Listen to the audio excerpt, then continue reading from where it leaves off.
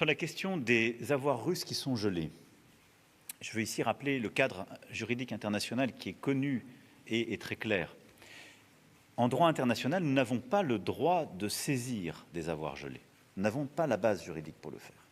Ce que nous avons fait, c'est que ces avoirs gelés, qui sont de l'ordre d'un peu plus de 230 milliards d'euros, dont une bonne partie est détenue dans le système Euroclear, système européen, qui est sous droit belge. La France est actionnaire d'ailleurs de ce système. C'est que tous les revenus financiers qui sont dégagés par ces avoirs gelés, ce sont ces revenus qui nous servent à payer l'effort de soutien à l'Ukraine. Et donc, dans les 2 milliards d'euros que je viens d'évoquer, et que vous avez mentionné dans votre première partie de question, il y a une partie qui est financée grâce à notre effort dit ERA, qui était, vous savez, les 50 milliards de financement en G7.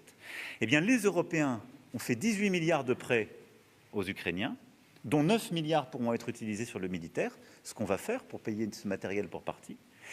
Eh bien, cela est gagé sur les intérêts et les revenus de ces 230 milliards d'euros d'actifs gelés. Donc nous utilisons les actifs gelés par ce qu'ils donnent pour payer, permettre justement ces prêts et cet effort de guerre. Maintenant, aujourd'hui, nous n'avons pas le cadre pour les saisir et on ne peut pas tout à la fois prendre les revenus de ces actifs et les saisir. Il faut choisir. Nous, on a pris les revenus et on se conforme au droit international. Par contre, la question va se poser dans le temps de savoir si nous ne devons pas mettre ces 230 milliards d'euros d'actifs au fond dans la question du règlement du conflit.